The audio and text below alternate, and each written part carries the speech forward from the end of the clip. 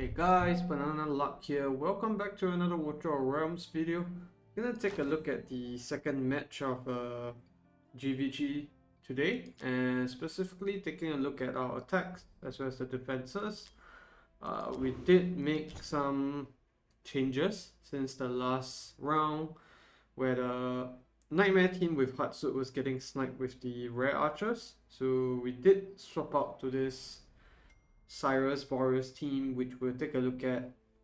It's all been defeated now, but that's all through a maul actually, not like normal demon soldiers.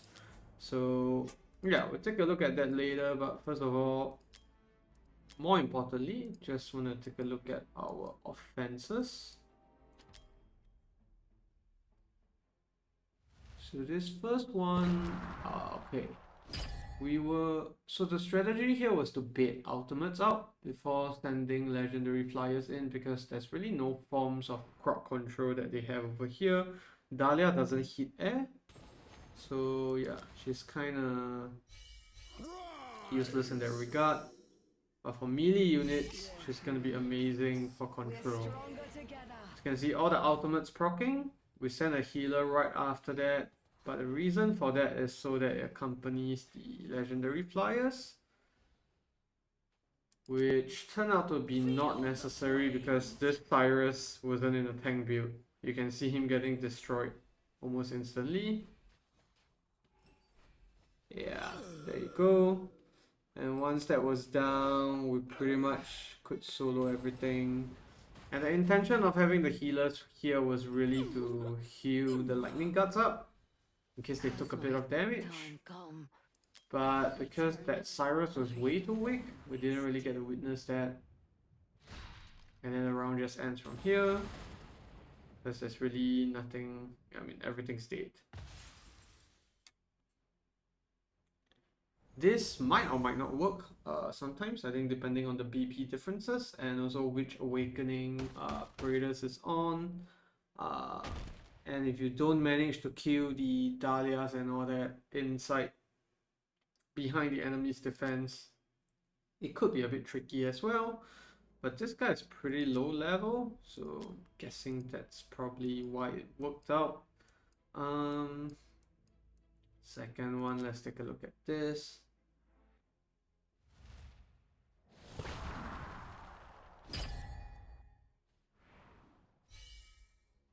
Oh, this one was straightforward.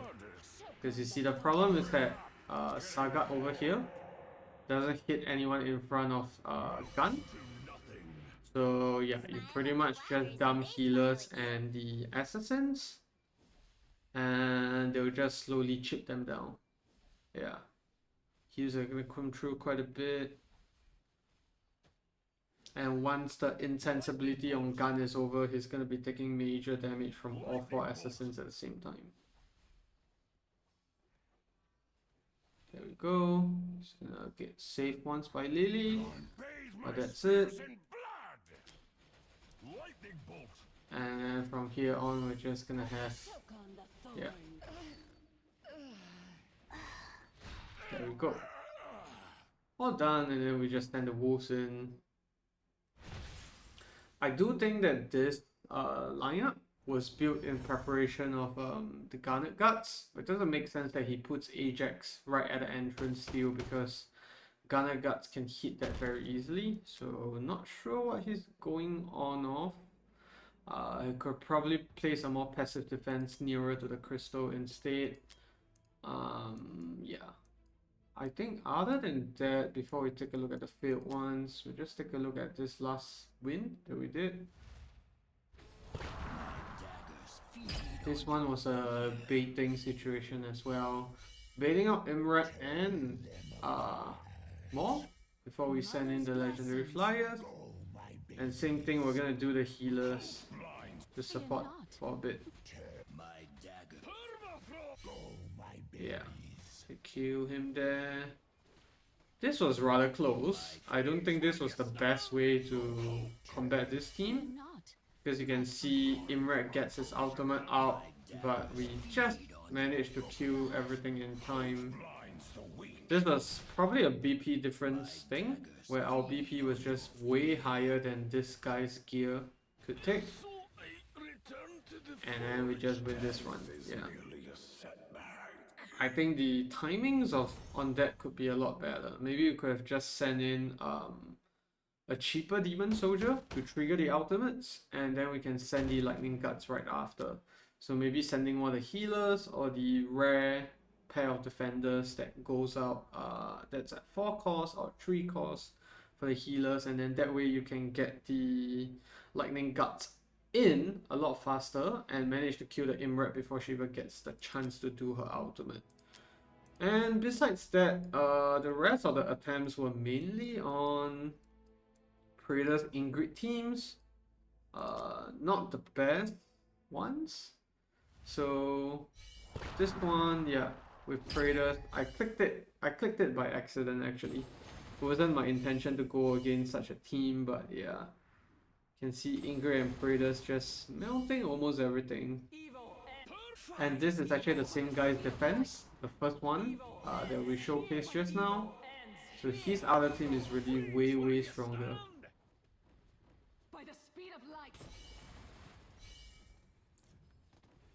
Yeah, I can see, even though we're proccing the unyielding, just getting it back almost instantly, and Brokia keeps getting his ultimate off as well.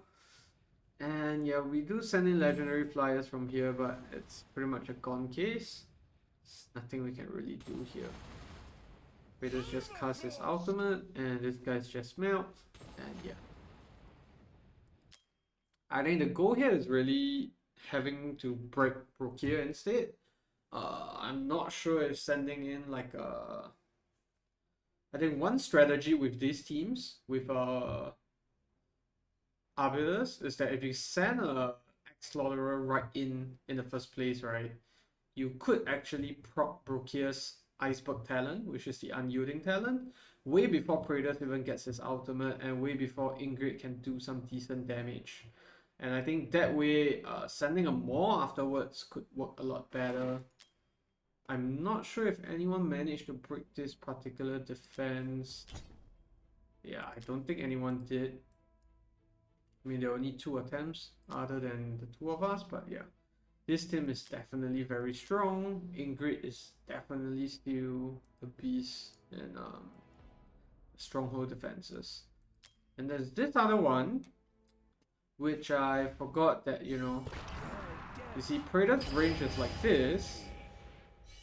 But in case you guys didn't know, Maw is actually treated as a 2-tile unit, which means that if you have him here, it's going to be counted as though he's in this tile as well, and that means that Praetors can hit him, which was not what I was expecting.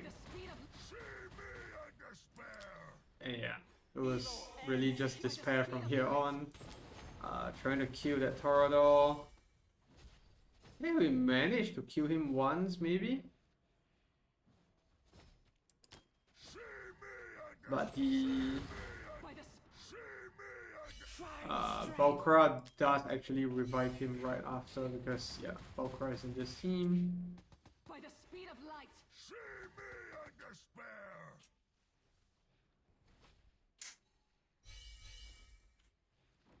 Nope, I think lightning guts try to go through, but yeah, pretty much get demolished. I think the second attempt was slightly better. We almost managed to kill Torador, but forgetting that Torador has 3 lives because of Valkyra. It was low-key annoying. You can see the second attempt.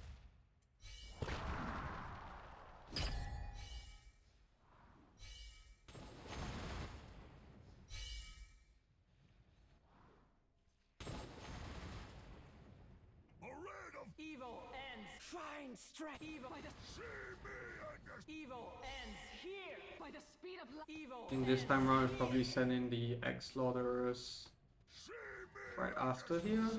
Do we send the lightning guts first? Find strength. By the despair. Evil ends here. Evil. strength. Yeah. Not optimal as well, but yeah, these are the stronghold teams that I think pretty hard to beat. I don't think anyone has really found a very solid solution that's BP friendly, meaning that you don't need very high affiliations to get through. But now let's take a look at some of the defenses.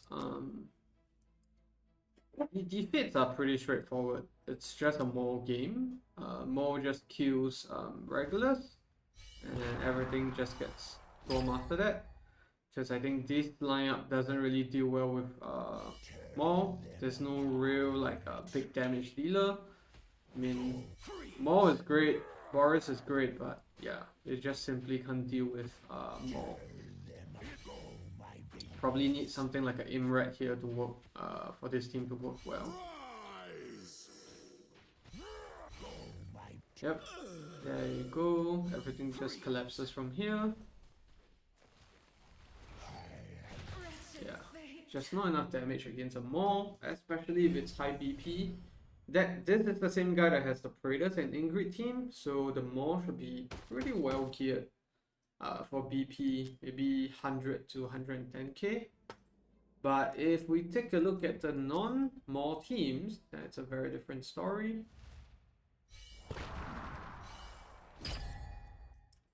As usual, people send in the Magic Pharaohs, because this is predominantly Boris doing the damage.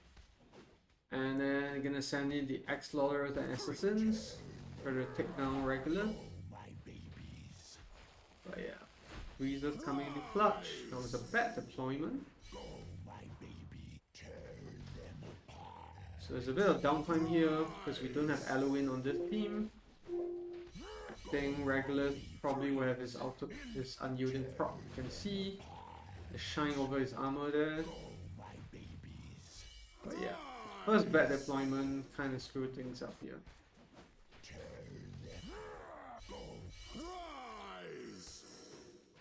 So all the ultimates are down, but yeah, it's bad timing. There's more got that freeze up front. I think second attempt was a lot better. I think one guy actually licked through because he did manage to kill regulars, but yeah, my regulars isn't fully skilled up. That's probably the big difference here.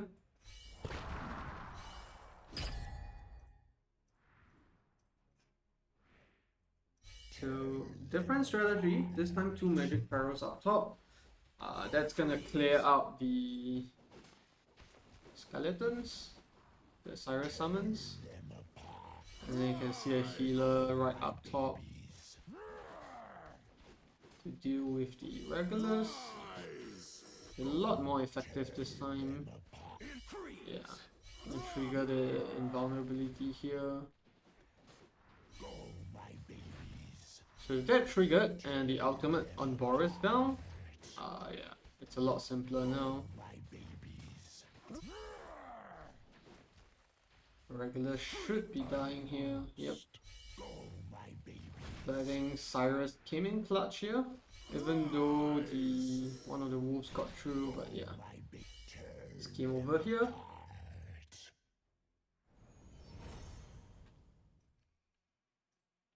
There's a pretty okay defense. Obviously, damage is a bit lacking, but yeah, I think with the teams that we have, it is just what we can manage with at the moment because our best units last season was Adeya and Arrogance, which are really not that strong here because there's no good placements for them. Whereas on this team is a bit different. This is the Eova, Dahlia, Cyrus team that many have been trying to break but not successful. So I think got at least 8 wins this time round on this lineup. There is a way to break this. People in my guild have done it, but obviously we're not going to review it because yeah, it's just not going to be optimal. And this guy almost sneaks his epic flyers through, but yeah, I think one thing that people underestimate from this lineup is that my Eova is actually A3, so it does pretty decent damage, sending in legendary flyers even though Silas is down. Is actually not enough. I'm not sure if I can see in this particular defense, but no, this one tries to snipe the Eova, so same thing that we had with Hatfoot. But yeah, Eova obviously defends it a lot better. I don't think this is the team that tries to bait it out. That one had X-Slaughterers, so it's a really bad team comp.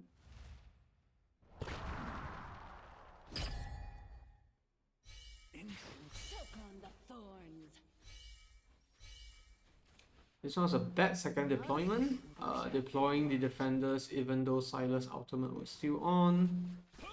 And you can see he takes advantage of the fact that Silas' ultimate is down, but Eova still manages to blitz that lightning guard.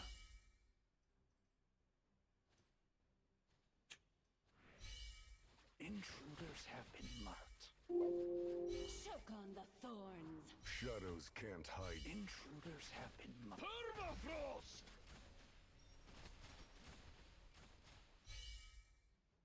He sends in double wolves after this, but yeah, Eova has his ultimate on, so takes pretty much all of them off, and it's a GG from them.